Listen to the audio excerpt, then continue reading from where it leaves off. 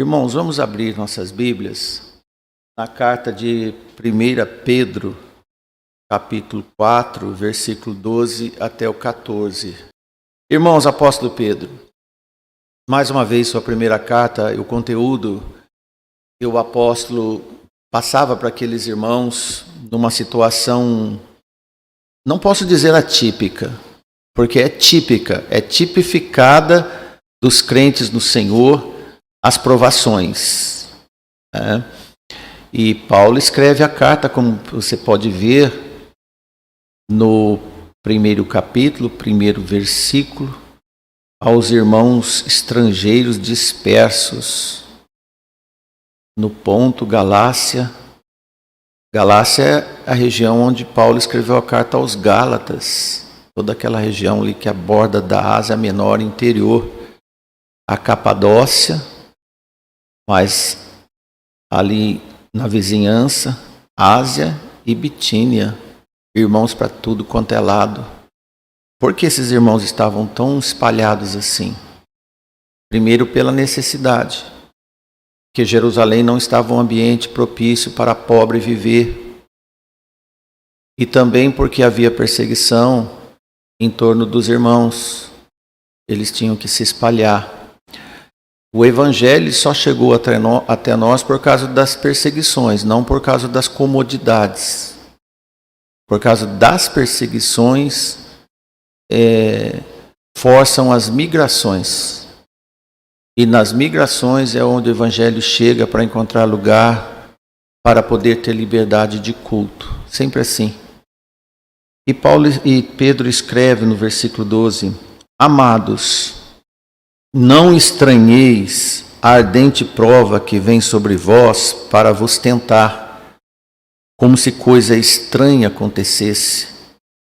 Mas alegrai-vos no fato de serdes participantes das aflições de Cristo, para que também na revelação da sua glória vos regozijeis e alegreis.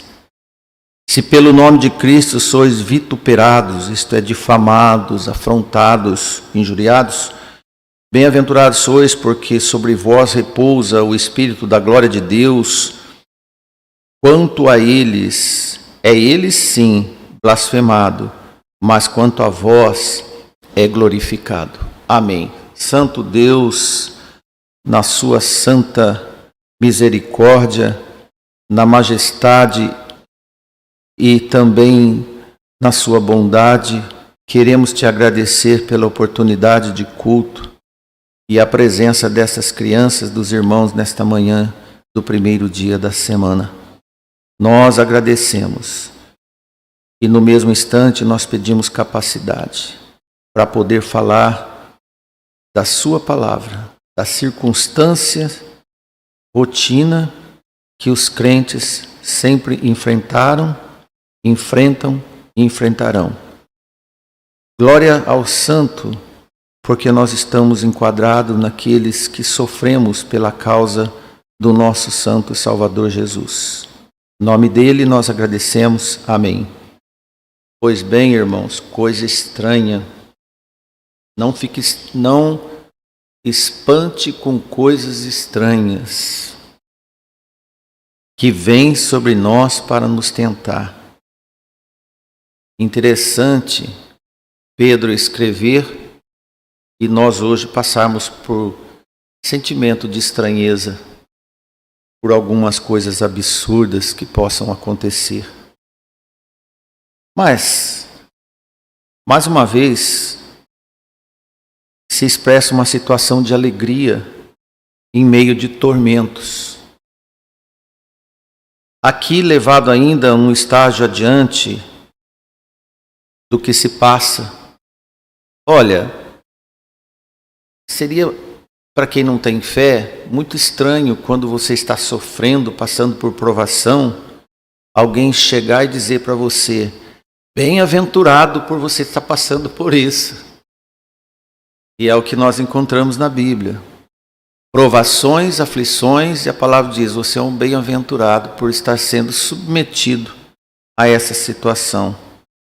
Porque quem sofre por causa da justiça, como nós vemos no verso 14, se pelo nome de Cristo sois vituperados, é declarado bem-aventurado, ecoando um conhecido dito de Jesus no Sermão do Monte. Lembra? No Sermão das Beatitudes, em Mateus capítulo 5, até o final do capítulo 7, está lá o sermão de Jesus. E no versículo 11 e 12, Jesus diz: bem-aventurados os que sofrem perseguição por causa da justiça, porque deles é o reino dos céus. Bem-aventurados sois quando vos injuriarem e perseguirem, mentindo, disserem todo mal contra vós por causa da minha causa. Exultai-vos e alegrai-vos, porque é grande o vosso galardão nos céus, porque assim perseguiram os profetas que foram antes de vós. Li o versículo 10 também. Tinha falado só o 11, mas o 10 está na leitura. Interessante que Jesus já havia dito ao povo que quem procurou Jesus naquele momento, na encosta desse monte, não foram as pessoas acomodadas e bem resolvidas na sociedade. Eram aqueles que não eram considerados no meio e lá em Jerusalém. Então, essas pessoas precisavam de alguma palavra que lhes confortasse. O termo indica a certeza e o privilégio de ser participante que causa alegria e contentamento e que ultrapassa os nossos conceitos normais de alegria. As pessoas usam mais o nome felicidade. Eu sempre digo aos irmãos que estão pregando, tem diferença entre alegria e felicidade. As pessoas têm muitos momentos de felicidade, de felicitações, porque há uma causa que faz eles ficarem alegres. Uma festa, por exemplo, normalmente as pessoas ficam felizes. Mas numa provação, as pessoas não ficam felizes, elas ficam tristes. Nós podemos estar tristes e ao mesmo tempo contentados pelo que estamos passando. Isto é, o contentamento nos traz alegria no meio de situações, de situações adversas. Aqui, essa expressão, ela é como um cumprimento que agrega grande valor precioso dentro de nós, de valor impagável. A bem-aventurança ninguém pode roubar, ninguém toma de você, meu irmão. É seu. Por que somos bem-aventurados? Porque sobre nós repousa o Espírito da glória de Deus, está escrito. Era uma tradição judaica que o Espírito Santo descia sobre determinadas pessoas em circunstâncias especialmente importantes, e repousava sobre eles. Sendo que isso resultava em um maior poder para suportar determinadas provações. Jesus havia dito que os seus seguidores seriam perseguidos e seriam arrastados até aos tribunais, quando em Mateus capítulo 10, 16 e 20, ele alerta os seus discípulos. Quando ele diz: eis que vos envio como ovelhas no meio de lobos, portanto sede prudentes como as serpentes e inofensivos como as pombas. Acautelai-vos, porém, dos homens, porque eles vos entregarão aos sinédrios e açoitarão nas suas sinagogas. Sereis até conduzidos à presença de governadores dos reis por causa de mim, para servir de testemunho a eles e aos gentios. Mas quando vos entregarem, não vos dê cuidado como ou que haveis de falar, porque naquela mesma hora vos será ministrado o que haveis de dizer. Porque não sois vós quem falará, mas o Espírito de vosso Pai é que fala em vós. Amém? Qual o motivo de tudo isso? Para ser testemunho aos que lhes maltratavam e aos gentios que viam. Existem os personagens que nos maltratam e tem aqueles que nos veem sendo maltratados. Todas essas ocorrências na sua vida é para que as pessoas vejam que você é diferente. Olha, irmãos, na verdade, humanamente dizendo, não tinha como não ficar ansioso quanto a isso. Porque o Espírito Santo, ele sempre nos capacita, especialmente nas horas que mais precisamos. Ele nunca nos abandona. Assim também o nosso texto pode funcionar como uma promessa, e que o Espírito de Deus nos assistirá em todas as tribulações e aflições. E a bem-aventurança é decorrência desta assistência. Se alguém é bem-aventurado, certamente aquele que assim conta com a presença do Espírito Santo de Deus em sua vida. Digno de nota é tempo presente neste verbo. O Espírito da glória e de Deus é uma expressão pouco fora do usual e ela repousa sobre os crentes de Jesus, no verso 14, quando nós lemos: porque sobre vós repousa o Espírito da glória de Deus. Mediante as aflições, o Espírito Santo repousa sobre os crentes. Repousa em Jesus. Crente no Senhor nunca fica desprotegido, passe o que passar. Às vezes é difícil compreender isso. Às vezes é difícil entender que nós não estamos abandonados, não é, irmãos? Chega um momento que nós quase ficamos no limiar, na borda de dizer: onde está o meu Senhor? Eu preciso mais. Mas nós não desfalecemos. Você pode ver que por mais que nós sofremos, irmãos, vem um momento que recuperamos novamente. Interessante que nós, os que são fiéis e vivem o Evangelho, sofrem mais, é claro. Então eles vivem sempre na margem da tolerância. Sempre na margem do que podemos suportar. Jesus disse que nós não passaremos além da medida que nós não temos condição de suportar. Graças a Deus, é por isso que nós estamos aqui. Senão nós não estaríamos presentes nesse culto de manhã hoje. Alguns podem estar dizendo nesse momento que vale a pena estar no culto de manhã, que vai mudar a minha vida. Que muda a minha vida se eu for em todos os cultos possíveis. Mas muda sim. Dá resultado sim. Em Romanos 8:27, Paulo escreve: e aquele que examina os corações sabe qual a intenção do Espírito. E é ele que, segundo Deus, intercede pelos santos. Saiba de uma coisa, meu irmão, minha irmã, você que está nos ouvindo, Deus sabe da sua intenção. Deus conhece o seu coração. Através da sua intenção é que Deus interfere na sua vida. Não das suas fortalezas, não do que você é capaz de fazer, mas a intenção que você tem para poder fazer e resistir. Isso é muito importante. O Espírito Santo faz assim com que cada um de nós tenha esperança, ou experiência, na verdade, nesses momentos, dessa glória futura que nos aguarda. Porque nós vivemos em esperança. E Ele é capaz de introduzir no tempo da vinda do Senhor, trazendo uma antecipação das bênçãos da nova vida em Cristo. Precisamos muito. Em 1 Pedro 4:13, quando nós lemos, está escrito assim: para que também na revelação da sua glória vos regozijeis e alegreis. Ponto final.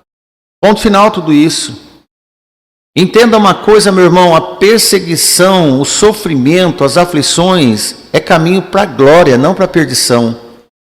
Dá a entender que nós estamos perdidos, mas na verdade não, estamos vencendo. Porque o caminho da glória indica sofrimento. A cruz é o caminho a coroamento e não a morte. Quando tomamos a cruz de Cristo, tomamos o peso da vida. Irmãos, a alegria e a sua coroa aguardam quem atravessa toda a prova e permanece fiel no Senhor. Por isso que no versículo 12 nós vemos: amados, Não estranheis a ardente prova que vem sobre vós, com o intuito de promover tentação em você. Como se coisa muito estranha estivesse acontecendo. Paulo, nesse momento, ele assegura Pedro, nesse momento, assegura o cuidado com os irmãos e o seu profundo afeto e consideração por eles. Assim deve ser um líder. Pedro está obedecendo o mandamento do seu mestre, está apacentando as ovelhas. Que missão nobre e difícil é apacentar as ovelhas. As ardentes provas é o inimigo que sugere ao nosso trêmulo espírito, das nossas fraquezas, que as nossas limitações não irão suportar. Quanto de nós já não passamos por isso? Nós temos uma conclusão precipitada, não sei se eu vou suportar tudo isso, mas suportamos. A prova que suportamos é que estamos aqui. Então, prova ardente descreve a chama mais intensa e assustadora que pode acontecer nas nossas vidas. E provação com frequência. Quanto mais forte a provação, mais resistente ficamos. Não sei se você percebeu. É Deus que controla a temperatura dessa ardência. Estranho, mas é verdade. É Ele que controla. É a provação, é o ouro sendo forjado. Quanto mais testado você é, mais brilho nos céus você tem. Perceba isso, meu irmão. A imagem e semelhança de Deus começa a ressurgir da lama humana, porque nós não éramos nada. Então a imagem e semelhança de Deus começa a ressurgir no meio dessa lama, das impurezas do pecado, para tornarmos cada dia mais parecido com a joia principal, nosso Senhor Jesus Cristo. É a cruz, irmãos. É a cruz que nos faz passarmos por dificuldades para cada dia mais nos identificarmos com a joia principal dos céus, o nosso Senhor Jesus Cristo. Aqueles amados irmãos não deveriam achar que essa transformação seria insuportável, embora estranha, porque eles tinham escolhido seguir Jesus e chamados para seguir Jesus. Este fato é para testar a nossa realidade de salvos. A nossa realidade de salvos, irmãos, não é o que nós almejávamos aí fora.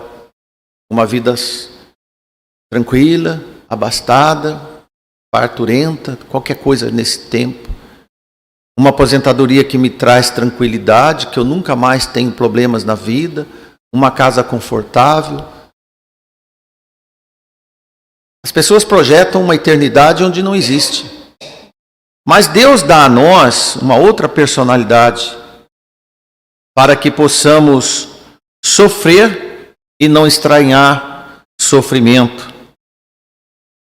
Por isso que ele diz no verso 13 que o mais estranho na compreensão, se não for no Espírito, é que ele diz: alegrai-vos pelo fato de serdes participantes das aflições de Cristo. Alguém pode perguntar: mas Cristo já não sofreu por mim? Mas Cristo já não pagou os meus pecados? Que tenho mais eu de sofrer também?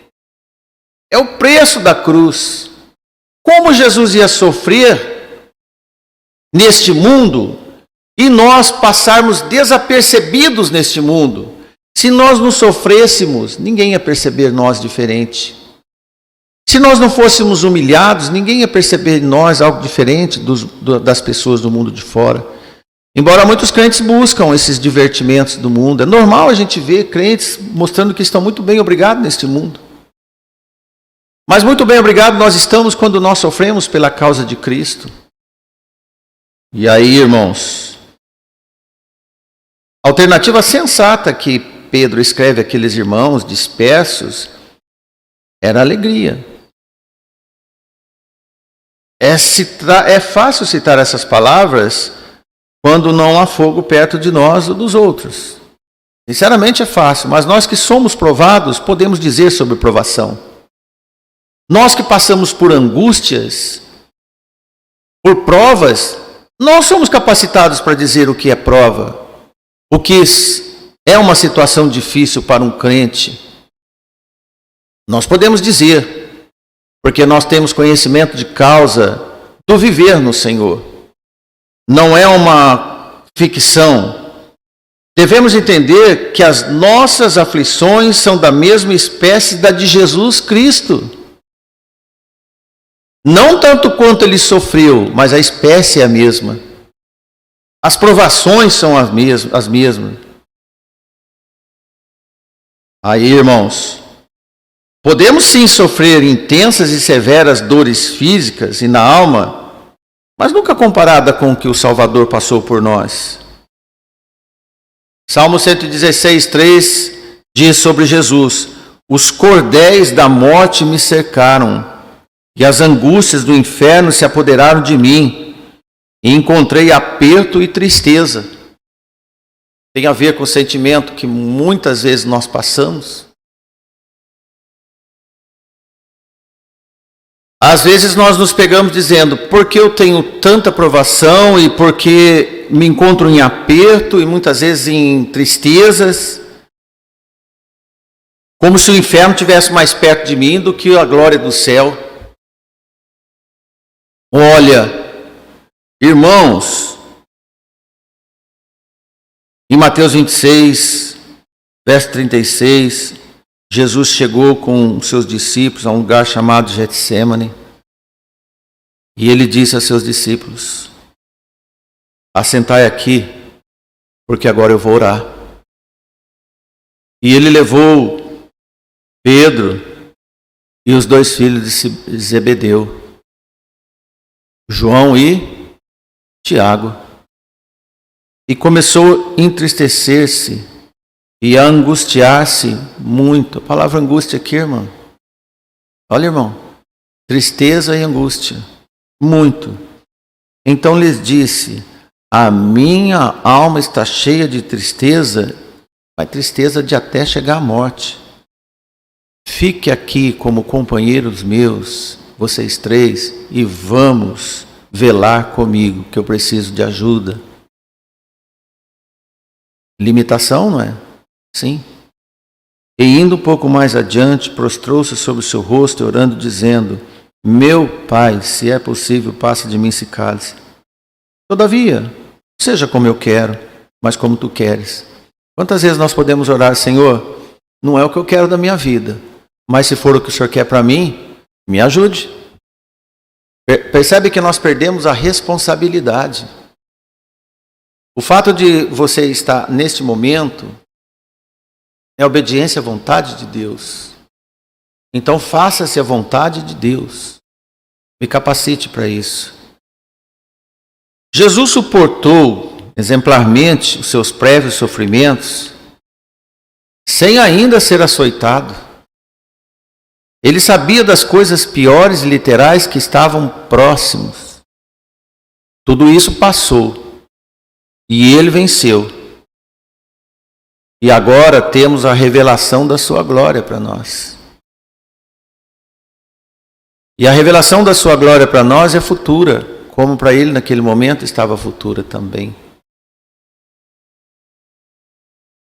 E aí, irmãos, em 1 Pedro 1, 6 e 7,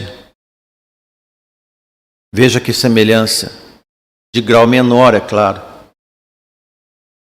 em que vós grandemente vos alegrais, ainda que agora importa, sendo necessário que estejais um pouco contristados com várias tentações. Acabamos de ler a oração de Jesus, um pouco contristados com várias tentações, nem perto do que ele passou, para que a prova da vossa fé seja muito mais preciosa do que o ouro que perece e é provado pelo fogo, se acha em louvor e honra e glória na revelação de Jesus Cristo. Então, Pedro diz: não devemos estranhar isso. como se alguma coisa extraordinária reservada apenas para mim, fora do controle de Deus, estivesse acontecendo. Caso fosse isso, nós estaríamos perdidos. Se a mão de Deus está pesando e é reservada apenas para uma pessoa, para um sujeito, aí sim ele tem que tremer. Quando a mão de Deus pesa, como pesou em Saul, por exemplo, aí sim tem que ter muito medo, aí tem que ter pavor. Mas não é o caso nosso. Não é o caso dos crentes, dos discípulos. Pesou a mão de Deus como castigo, é diferente de provações. Por isso, irmãos, nós podemos estar em paz, mesmo sendo provados. Podemos sim estar em paz. E o apóstolo certamente advertiu os seus irmãos convertidos, assim como ele, que assim também seriam com eles. No começo, em Atos 14, 22, olha o que está escrito: confirmando o ânimo dos discípulos, exortando-os a permanecer na fé, pois que por muitas tribulações importa entrar no reino de Deus. Amém? Quantas tribulações? Muitas. Quanto Jesus sofreu? Muito. Quantos apóstolos sofreram? Muitos. Quantos crentes durante esses 21 séculos sofreram? Muito. Quanto que você acha que nós vamos sofrer? Muito. Então no versículo 14 está: se pelo nome de Cristo sois vituperados, difamados, afrontados, injuriados, bem-aventurados sois, porque sobre vós repousa o Espírito da glória de Deus.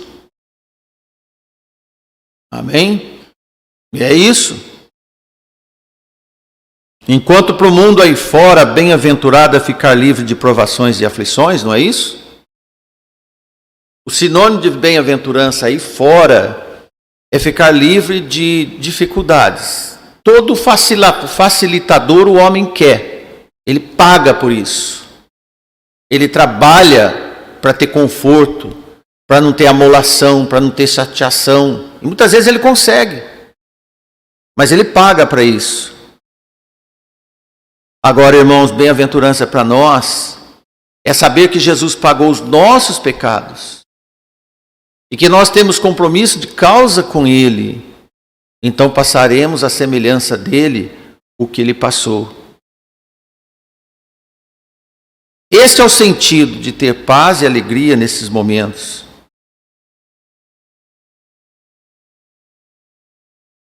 E que Deus possa nos ajudar. Entender nesses momentos, quem está nos ouvindo, ou os irmãos que vieram nesta manhã, saber que as perturbações que passamos, as dificuldades que enfrentamos, as situações atípicas e que chega a dizer no nosso coração, que coisa estranha, muito estranho isso. Nós devemos ter certeza que estamos no caminho certo. E não dar meia volta e buscar o que nós deixamos para trás. Quando olhamos para o mundo, os homens estão procurando todo tipo de bem-estar físico, social e mental. E encontram? Não. Nós passamos por privações, angústias. Embora Jesus disse para não andarmos angustiados, mas difícil, né, irmãos? Vamos à prática. Difícil. Por tudo que passamos nessas aflições e provações, nós devemos ter a certeza que estamos fazendo do jeito certo, indo para o caminho certo, e que a glória eterna é questão de tempo. Amém, irmãos. Muito obrigado. Que Deus nos abençoe nesta manhã.